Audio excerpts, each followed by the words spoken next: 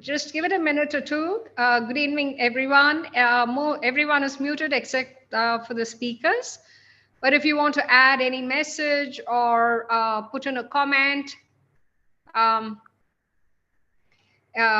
feel free to put in the chat box so that we can pick it up.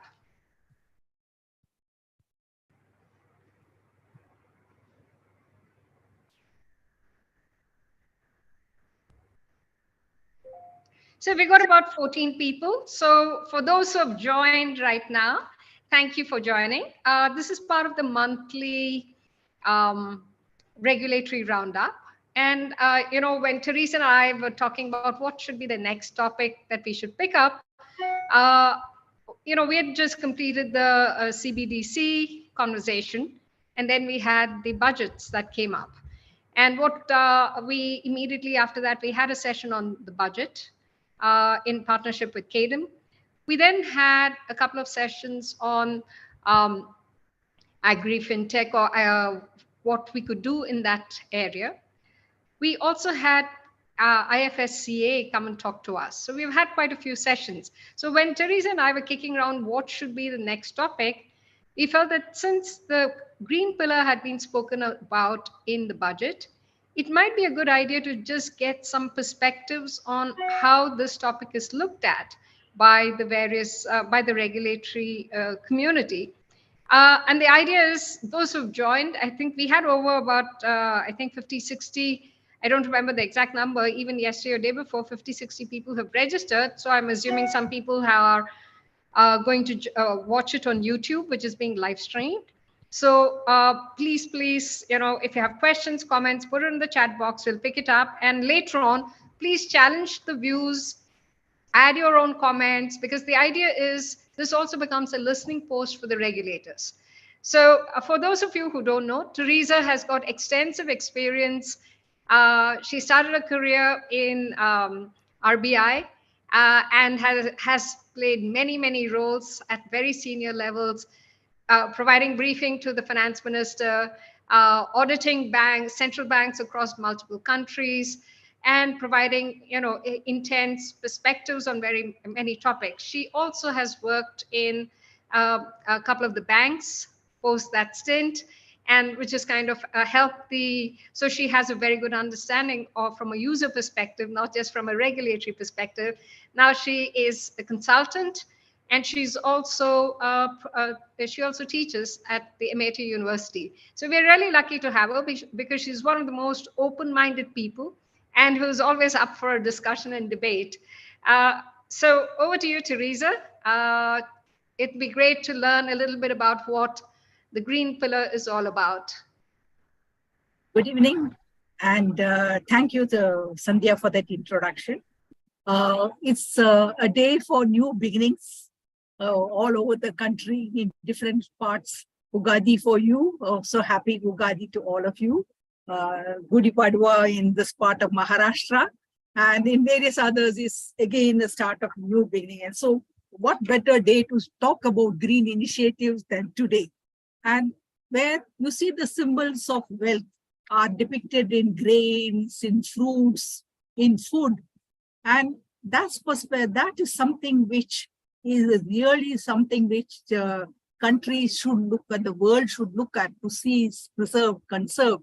And there is food to feed the millions.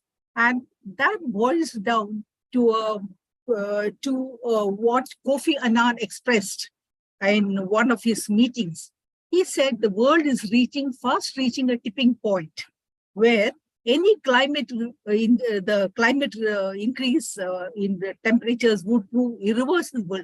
And if that happens, then it will be a disaster for the human race, because we will be depriving not only the present, but the future generations of a sustainable and a healthy livelihood, and also for the climate as a whole.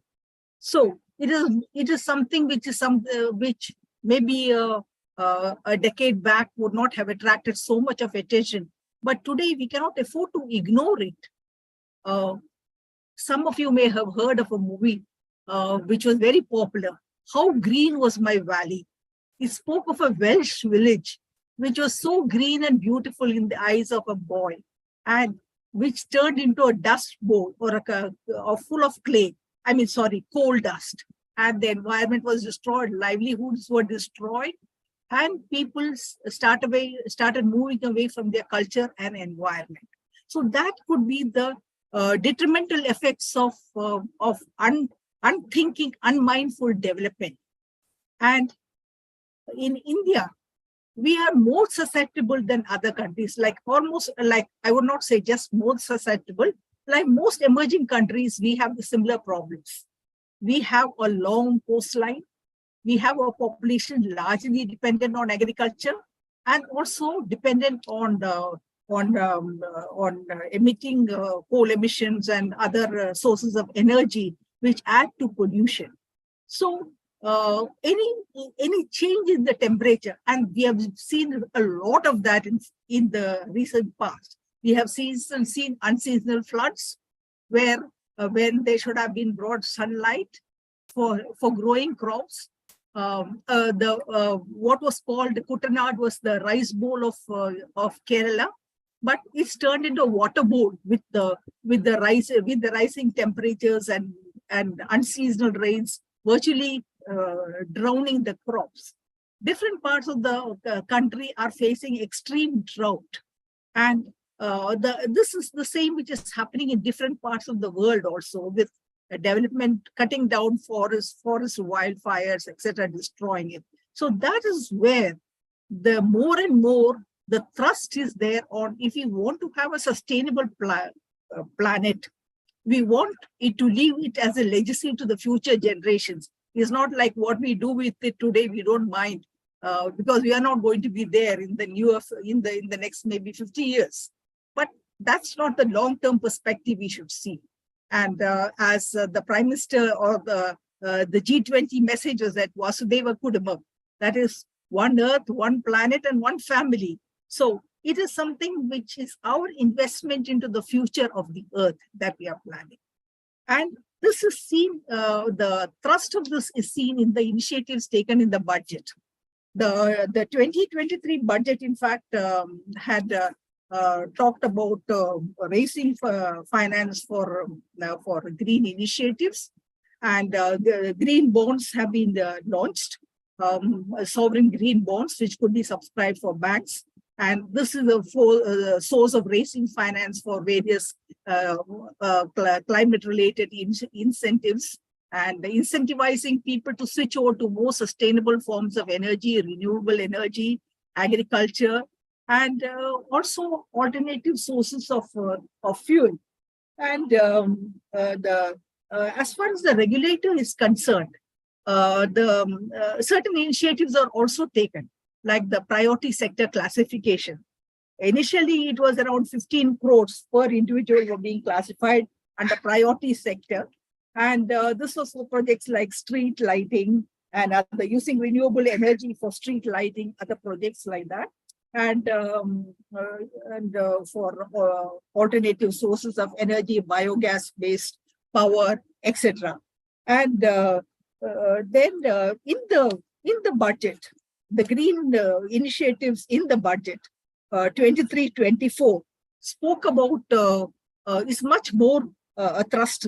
One of the 7 priorities for India in the budget for 23-24 are, one is that green growth related announcements, where nearly 350 billion INR is being allocated for energy transition from more energy transition and PP based battery resources, battery energy storage systems with the viability gap funding, etc. And also for evacuation from other sources of energy to renewable sources, fossil-based fuels to renewable sources of energy. Then there's the Green Credit Program, which is mainly to provide finance for life.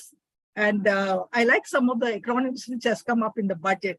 That is Lifestyle for Environment, which the PM has said, which promotes a lifestyle which is friendly to the environment. And a part of this initiative is also supporting growth of grains like millets under the Shri Anna program and growing such kind of local indigenous grains, which would help sustain, which is climate friendly, requires less water and less resources compared to traditional forms of farming.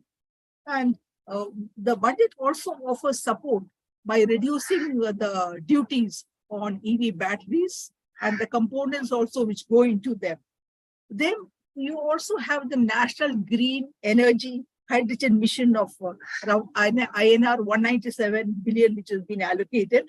This is launched to reduce carbon dependence and also for emission of nearly 50 million metric ton and to achieve an annual production of 5 million metric ton by 2030. So these are part of the initiatives. Also the Green Credit Program. This is for encouraging behavioral change. And this is going to be notified under the Environment Protection Act, and it will incentivize environmental friendly, sustainable and responsive action by companies, individuals, and provide them with the necessary finance also for that. The PM's Pranam, which is Program for Restoration, Awareness, Nourishment, and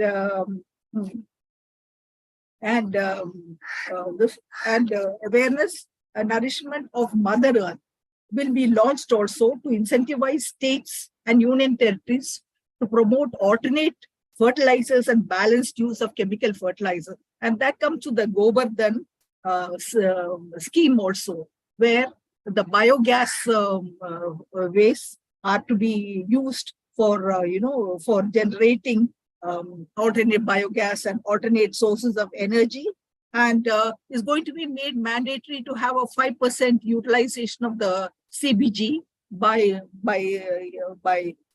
organizations which are marketing materials and biogas. So that makes it a kind of a viable program for marketing and supplying of biogas.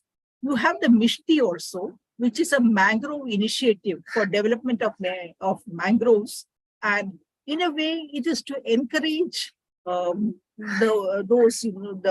community which lives in those areas, who are the frontline warriors of the environment, to develop and this. Take the Sundarbans, the mangrove forest there. People are planting new mangroves there to develop it. And such finance could flow to such agencies which are helping in developing that through self-help groups, so that the environment is nourished, as is mentioned under the Pranam program. Under the requirement of the world for coming to a zero emission target by 2050 is something like $9.2 trillion. And this is something which is nearly less than, currently what we are spending is something like $3.5 trillion. And that is that $9.2 trillion is the annual average spending to achieve that zero emission target. But what we are currently spending is something in the range of $3.5 trillion. And it is expected that India, for instance, would need something like $10.5 trillion to reach the net zero emission target by 2070, which is our target. So banks would need to have an efficient control over the financing of it, see the resources there, and what could be the initiatives to be taken by banks. And they would have to look at the carbon efficient centers or avenues which could be financed, and industries also. And this should be in alignment with the national policies, with the priorities in the budget. And at the same time, they should be able, the regulated entity should be able to take care of the climate related risks also. This is something which is becoming fast a reality. As you find that banks have to generate a sustainable source of revenues from their assets. It could be in the form of credit. So they could face a liquidity risk when the sectors or the industries which they are exposed to run the risk of environmental factors, climate-related factors, flooding, data centers could go underwater. Assets owned by the banks could also be destroyed by natural calamities. And these are the risks which the banks have to face, and they have to manage these risks. As you see, the Silicon Valley bank crisis is something which happened out of the blue, but it hit them and is still creating a turmoil in the US, and is affecting other countries also. The fallout is affecting, and including the startups in India which had exposure or which had kept their deposits with them. So this is because of a simple asset liability mismatch, the fact that the bank had not managed its risks properly. And this could happen in other ways if regulated entities, that is banks and financial institutions, NBFCs, do not manage their risks coming from the climate-related events. So what are the steps which is being taken by the bank, by the central bank in this? One, in the current monetary policy, what RBI has announced is that they will be coming out with a guidance on the acceptance of green deposits, which is basically to be used by banks. Ultimately, the deposits would be a source of funding for various green initiatives, source of renewable energy, priority sectors, etc. And also it would come out with risk management guidelines, including stress testing models for banks, which they can apply. And going forward, this is something which banks will have to have look at it from different perspectives. Today, India is one of the top, as where climate is concerned, or rather the climate improvements in performance is concerned. According to the Climate Change in Performance Index report of 2023, India stands at the top of the countries. This report tracks the performance of 59 countries, including the European Union, and also which accounts 59 countries, including the European Union, and this accounts for nearly 92% of the world's carbon emissions. So, taking to all this into account, we stand at the top of this in terms of improvement in climate, which is very heartening. But we can't stand still, as as Antonio Guterres, the UN Secretary General, had to say, is that we are still walking while we should be running, because it is estimated that in the nearly 12,000 years of existence, the warmth has the increase at about minus 1.1 degrees. But we can't take comfort on that, because subsequent to the Industrial Revolution, the global warming has increased significantly. And as we near very close to the 1 degree or 1.5 degrees, it's expected that if this is reached by 2100, it would have shaved off about 8 to 13% from the global GDP. And you can imagine the impact on the developing countries if such a situation is to happen. So it is a conscious decision that countries should take, central banks should take place on guiding the various entities in how best they can manage their climate risk. And as we said, climate change is not something which is going to happen in the future. And it's not like it is happening in some other country. It may happen in Bangladesh, it may happen in Pakistan, it may happen even in the US, but it won't really affect us. Ours is a huge country. The bell tolls for thee. That's what we would say, because it tolls for every country today who is either directly or indirectly impacted. We, with our heavy reliance on fossil fuels, agriculture, the long shoreline, and also the thought that many of our major cities are close to the water bodies. and the oceans, the seas, and could be underwater. The same could be said of various other countries like islands, the Philippines, Indonesia. Many of the low-lying islands could also be something which is underwater. So what could that imagine? What could that be? Implications of this for future generations. We could all not afford like Elon Musk or Richard Branson to look for another planet where we can go and repeat the same mistakes, or maybe we could manage that better. But this is the Earth we have, and we need to really improve this. We need to significantly see how best we can contribute to this, and ensuring that carbon emissions don't reach the danger point, the tipping point, where we affect the future generations. I remember that just when I came to this, the colony where I'm staying in currently, it was a very green place. And then there was a plot next door. And there's a green plot with a lot of coconut trees. And every morning and evening, you would find a whole swarm of green parrots flying in, coming to my window and going back.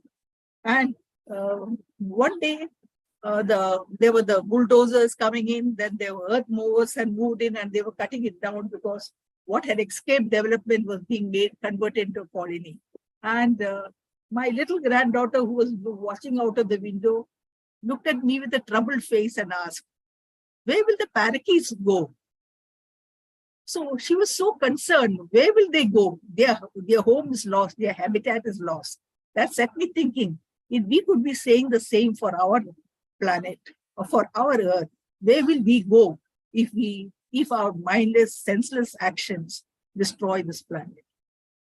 Coming back to more mundane things, when we look at how banks should manage their risks, the RBI's report on sustainable climate and risk and sustainable finance had brought out certain key thoughts or other key ideas for banks, and on which they are going to issue certain guidelines in future, and very near parts in the near future, because this has been up for comments from the public, and based on the comments, they'll be issuing certain guidelines.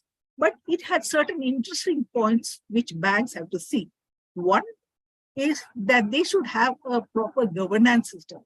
That is, the board should be sensitized on, and they should have that awareness on what are the risks that the particular bank faces because of its exposure to certain sectors, maybe certain industries, certain clientele, and its locational advantages or disadvantages. What could be the risks that it's facing? And the next part of it is, what is the strategy to combat that or to mitigate those risks? Have that strategy in place in consultation with the experts, in consultation with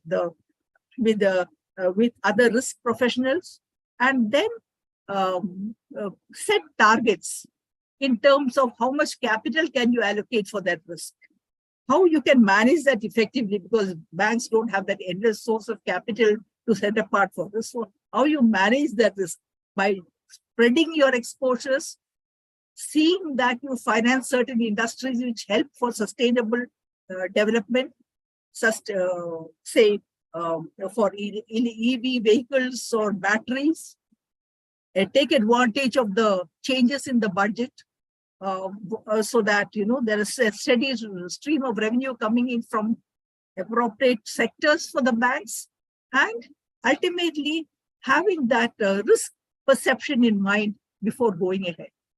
The third part of it is having the data. It's all about data today. So how much data do you have on similar incidents which are happening in the past? How much is the risk you are exposed to? Have a risk modeling that RBI is going to come out with a guidance on this, on how they can perform stress tests based on your exposures, your risks, and then judge what is exactly your risk to it and how do you manage it. And the final one is your disclosures. Banks are also expected to make proper disclosures. That is the role of the top management, the governance framework which they have. What are the strategies they have in place? What are the committees dealing with it? What are the targets they have set in terms of ESG? And mind you, today ESG is big business, because today's Economic Times had this to say that many companies like Vedanta, Tata Electric are all scouting for ESG professionals, because they have realized the importance of the green initiatives. And this is some professionals who are very few in number, and because there's no kind of university or anybody kind of awarding degrees or providing the right type of training in this. And so some of them are trying to develop this by developing that industry experience in consultation with international experts, etc. So this is something, training, building up that stream of compatible professionals who are trained and who can help the bank in evolving proper strategies for managing their ESG risks. The disclosures will also show what are the sectors, what is their exposure to certain sectors, where they could have risks, and strategies also to mitigate those risks which they are taking. So it's a complete disclosure which is transparent, so that the public or the investors, the depositors see there's a transparency to the bank's disclosures, and they are able to take conscious decisions on investments in the institution. And that also puts responsibility on the banks. When you have spelled it out, you have disclosed your strategy, your goals, and how much you are allocating for certain enterprises. It puts a responsibility on the board, a commitment that you have to adhere to it. And finally, there should be initiatives on the part of banks to go green, in the sense like wherever like branches, instead of using so much of paper, movement of files, generating printouts, look for how you can dispense with that. And also having green data centers to see that these data centers are powered with green energy, rather than renewable sources of energy. So this could be significant contributions which bank is making towards, preserving the environment, providing finance for sectors which will help in green initiatives, reducing carbon emissions, helping to achieve the various goals set up in the budget, and also goals which the regulated entities themselves have set up as part of their risk strategy. And of course, this is a continuing effort by both by the government, the banks, the regulated entities, industry also, in ensuring that they work together hand in hand to achieve this. So what are the benefits which you can achieve from this? One is that look at low carbon emitting industries or products which can be used. The Govardhan scheme, that biogas, it has been there, but the scale in which it is being contemplated provides a lot of opportunities.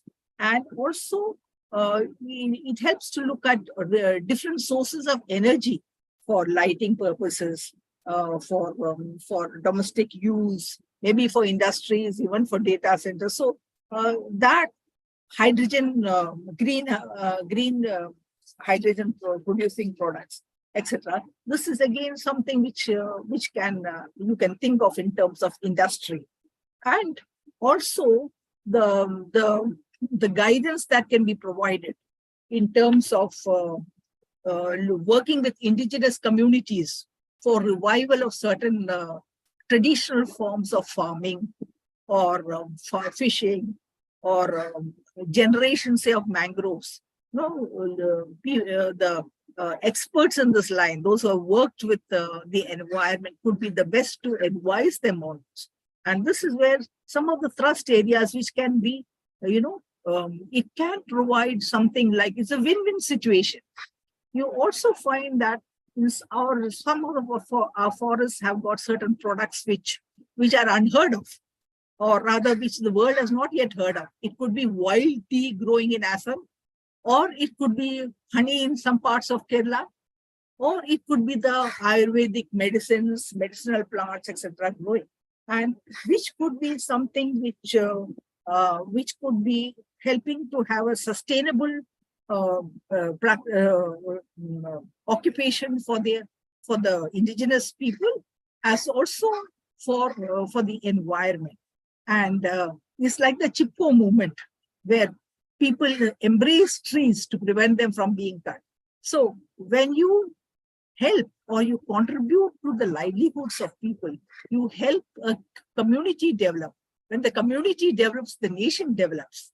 And in turn, the earth becomes something, it becomes something or a place which is worth living for all.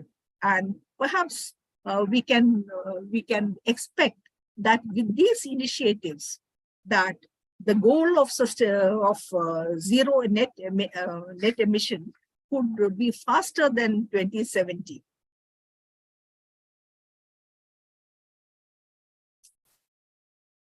Thank you for the patient listening. At this point, I will stop and be happy to take any questions. I think there are quite a few questions. For example, and I think Sai, if you can unmute, but before, so that please stay on mute unless you're speaking, because otherwise it'll interfere with the with the background noise. Let me add a couple of comments based on the questions that I saw. We picked this topic up because there's a special interest group within TIDE which looks at sustainability, environment, and many of those topics. But we are looking at it from the lens of the financial fintech space. And what I think Teresa has helped us with immensely is what's the kind of thinking that the regulators already have in place. So if you have not gone in and looked at the RBI report to see whether there's an opportunity for you, she's called out some of those things. She's also called out some of the things from the budget, for which, if you're in the financial sector, what are some of the things that you can kind of find opportunities around? So we haven't made any attempt to connect the dots fully, because this is a journey that we will all be jointly taking forward. Before I call a few people forward, I think Saurav has asked, do we anticipate a carbon credit tradable component in the future? Yes, because it's already kind of happening in a way. Because, for example, you have people who have received impact investments, and they have to achieve those targets by a certain date. They cannot physically sometimes, for example, I know of an organization whose power plants need to become green by 2025. Actually, they can become green only by 2030, because they have to invest and make everything fall in place. Before that, they want to buy the carbon credits in order to meet the financial commitments that they've got with an impact investor. So that is already in play. But the challenge right now is, I think the government is in the process of putting in place if anyone knows more about it, if not, we'll get some of the specialists to share or more about what's happening on the carbon market that's getting set up. But the reality is, this is a work in progress. There are lots of models which are being discussed. There are lots of, by each vertical, there are conversations. And there is quite a bit of, the model itself is not fully in place, because even in many forums, we were having this conversation with some of the international banks, and they said, yeah, but which model do we pick for it to be relevant, let's say, by X time? So models are there, but many of them are work in progress. So you are going to get more and more conversations. What does that mean from a fintech perspective? It'll mean that we have to start looking at these opportunities. We're actually seeing some of this play out even in the, and this is my favorite topic, which those of you who heard me speak, links into intellectual property because there's an evolving space. If there are areas for improvement, like I think Sangeeta has called out, one of the challenges which exists that you don't have somebody who can effectively establish what the standard is, we will need to kind of do the advocacy, take it back to the right policy makers and make sure that that's getting done. So hopefully TIE as a community can identify some of these things, act as a listening post on behalf of the policymakers and take the journey forward. With that, this is not the first of the conversation on the green side, because we will be bringing in some more conversations around this. So Saurabh, if you want to add your perspective, and also I'm just calling out a few names. Saurabh, you go first. Harsh Kumara from Spice Root, which is a legal firm. I believe they are involved in a lot of cross-border activity. Any perspectives that they have from there? After that, I think if I can tap Radha Raman, who's actually put out some interesting blogs into the chat box, and anyone else. So I'm just calling out 3 people. Anyone else who wants to speak up, feel free to do so. Saurabh, over to you first. And then after that, Harsh and Radha Raman.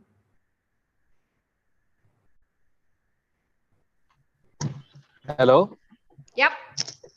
Yep. Good afternoon. And again, this was a wonderful session. And I can say, I mean, even having been in fintech for quite some time, this is one of the newest and the most evolving and interesting topics. So again, very good, idea and thought behind organizing this session. And we had wonderful comments, and the summary which you shared, Sandhya, is absolutely wonderful.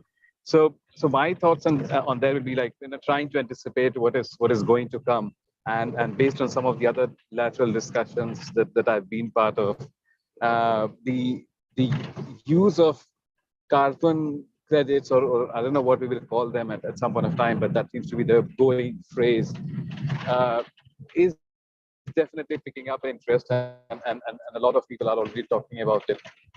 I was with a group of companies in a CIE workshop last weekend, and there is one company. What they do is they're aggregating energy production from various renewable sources, right? Some of it is bio, some of it is wind, some of it is even hydro, and they're looking at it. And the whole discussion there was, how can we bring about that consolidation? So, on one side of it, you have energy producers, and on the other side, you have consumers. And how can we track that generation to storage to consumption, and kind of say that, yes, this is an entire green process, right? And whatever products or manufacturing or utilization of energy to create a product service, at the end of that chain happens, then that company can claim that, yes, I've been on the green channel. My procurement of energy and consumption is on the green channel, and then realize some business benefits. Could be a tax benefit, or could be a carbon credit which is accrued to them. Of course, I believe it has to be having some cash component, because otherwise it doesn't materialize for a business, right? So quite a bit of space. I mean, interesting space. I still, from my point, I'm still trying to understand it, and I believe someone else has asked the question that at this end, as where we are, right, as a startups or as small businesses, right? I mean, how much does it impact us today, and what can we do to sort of contribute our bit to this entire setup, right?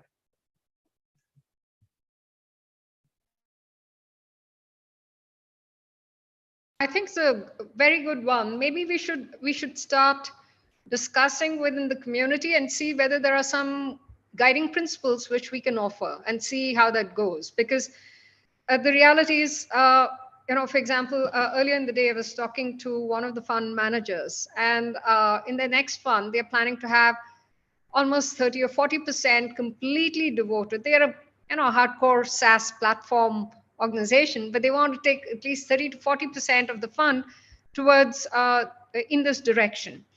They were giving the example of, hey, I might be socially more, environmentally more conscious, and say, suppose I'm buying stuff, I'm ordering food, I might be willing to pay a little bit of a premium to offset the, negative carbon impact of ordering in food.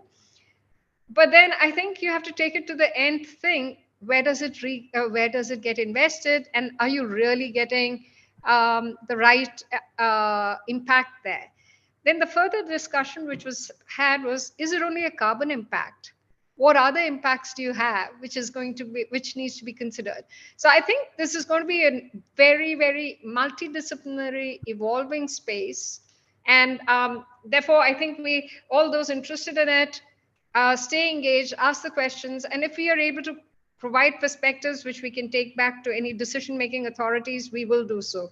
I think we have access to the regulators, we have access to the central government, state governments. So I think we should make that effort. We are at the end of the day an industry body, and if we have any constructive offering that we can do so. And the pain points that come up in the current state, because things are not where they should be, like what Sangeeta has called out, because nobody knows what the standard is, then we have to kind of work through the systems to see how quickly can we establish at least a version 1 of the standard before it moves forward. So Saurav, thank you. Can we have Harsh, if you can share any perspectives from your side, from a legal perspective? Or did I get the name wrong?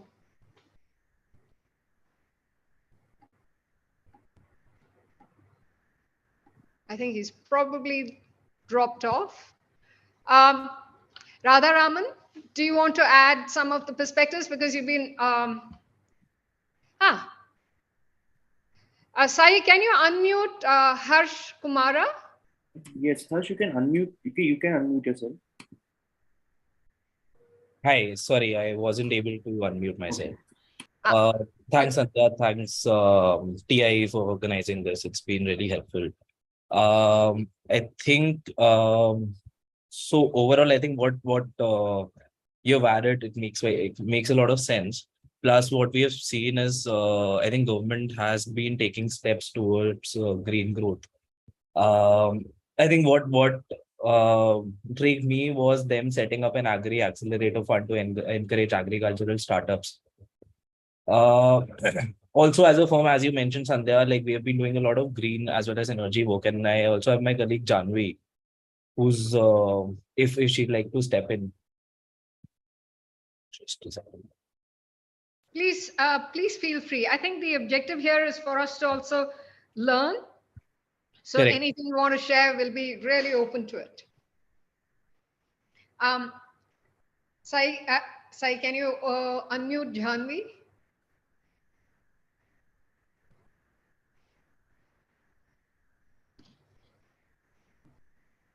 Hey, hi, thanks, Sandhya. Thanks, Harsh.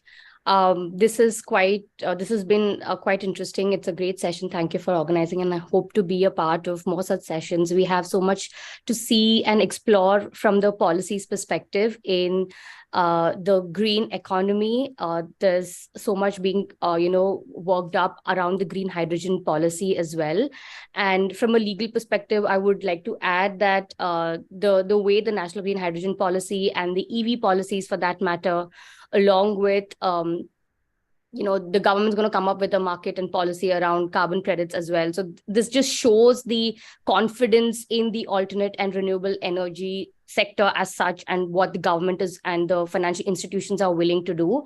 While we were also discussing the pain points, Sandhya, that Sangeeta mentioned, of the uniformity or standardization for the market to succeed, I would also like to just add another pain point is that is the financing gap, right? The pricing point. Adoption and replacement of the existing sources of energy is expensive. And it is obviously the new players in the market have not been able to provide competitive pricing as against your traditional oil and gas and other cheaper sources of energy.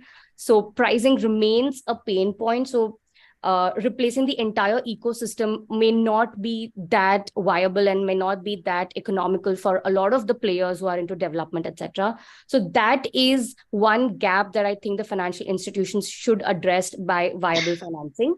And accessible capital in the green financing sector is something that the financial institutions should kind of look at closely in the years to come. Yeah, I'm not sure how many. This is really interesting because when you spoke about the financing, in the budget they had also called out fisheries. Yeah. Now, and what is interesting to me is the entire. You have ponds and you have all kinds of different water bodies where local communities have been fishing for centuries. And one of the projects that I came across was where potentially you could learn a little bit about how those conservation practices have existed, and they are going to be a lot of micro activity across um, various domains in order for us to kind of move that forward, because it also ties into food security apart from the entire ESG requirements. So no, it's a very fascinating field. Yes, agreed. I guess Uh, one point I wanted to make, Sandhya, Huh. regarding financing by banks. Yeah. Recently, that is on end of February, SBI had raised a $1 billion loan.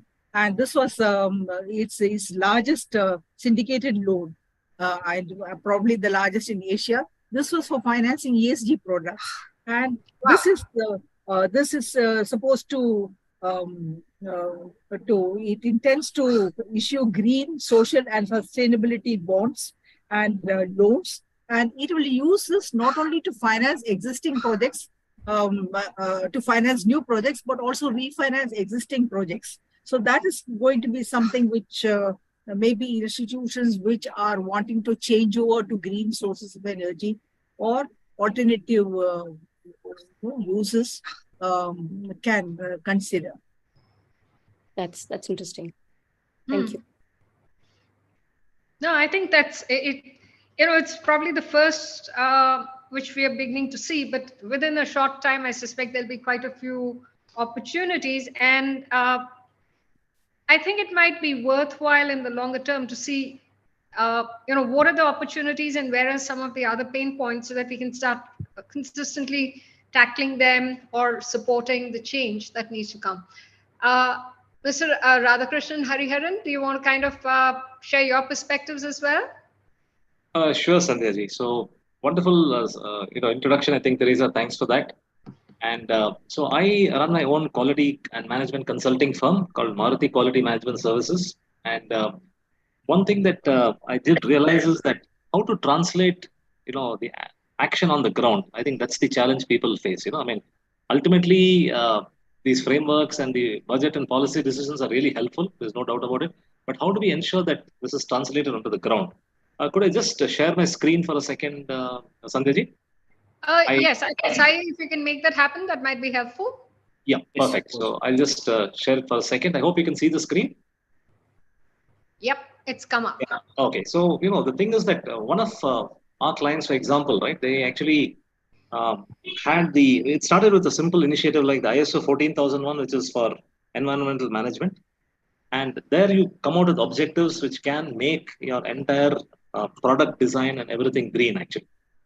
So it's not only green, but are we complying to the required legislations like RBI, for example, or the Environment Ministry? There's a lot of legislation, and tying these dots together, I think a framework is what is really not an actionable framework for what do I do as an entrepreneur, or what do I do as a product designer at my end, to see that we comply and move in the right direction. I think that is what is really missing, and I would love to be part of the team to develop that. If TIE is having this initiative, the TIE SIG you mentioned sounds really interesting. But this sort of a framework, we have to have ESG by design and by default. It should come in the requirements for the product, the design of the product, and some mechanism to check whether we've actually met some of these metrics, in terms of the green goals for the product and for the services that we're offering. I think that's key. And combining the standards and the legal environment, I think that's where, and the technical folk, that's where I think we need to have a cross-functional view of things, and these have to be tied together. So the three parts of a win that have to come together, and the sweet spot in the center is having a sustainable strategy, that takes it forward. So wonderful. Thanks for the opportunity to share my thoughts. I'd love to be part of this journey and support this noble cause, I would say. Excellent. If you're not already part of TIE, just reach out to us. We can kind of add you into the different teams. And because this is in a way driven by the community for making the right kind of changes to support especially the startup ecosystem. Wonderful. Excellent. Anyone else who'd like to add their perspectives or comments?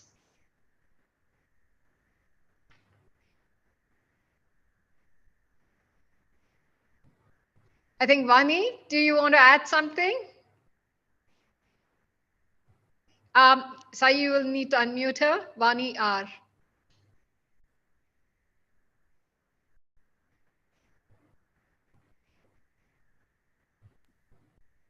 She can have requested as well.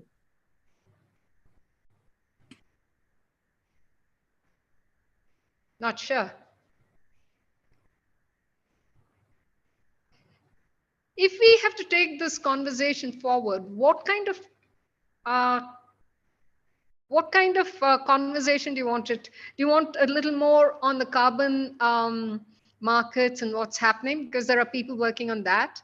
Do you want, what would you like us to bring to you on this topic? Because I think that'll help us kind of find the, the players, and also we can have a little more. There are companies who have started doing work in this space. We can get a few of them to come and speak as well on this topic, because we are keeping the green theme, given that the government has been quite strong around this.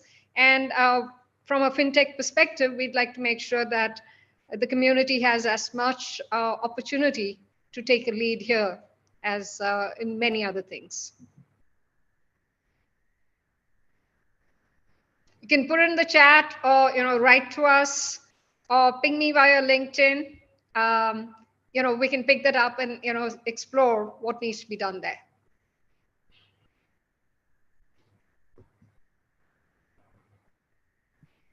Okay.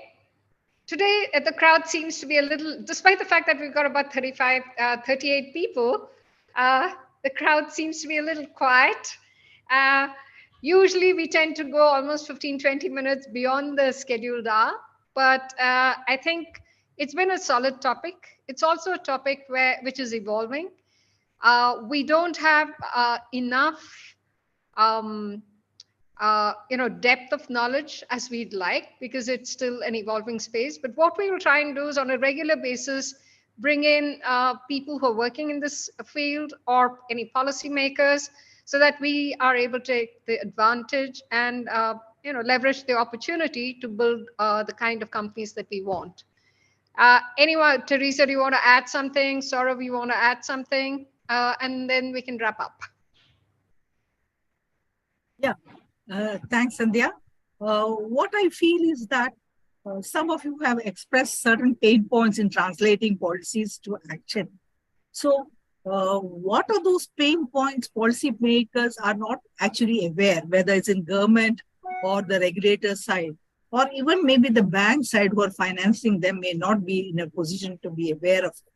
So it is worthwhile that, some of these fintech firms or those who are working those particular areas put their heads together, work out what are the pain points, how they are, when they are translating these policies into reality, to make it into workable solutions, and then approach the concerned, either the government agencies there, whether it's the Ministry of Environment or the regulators.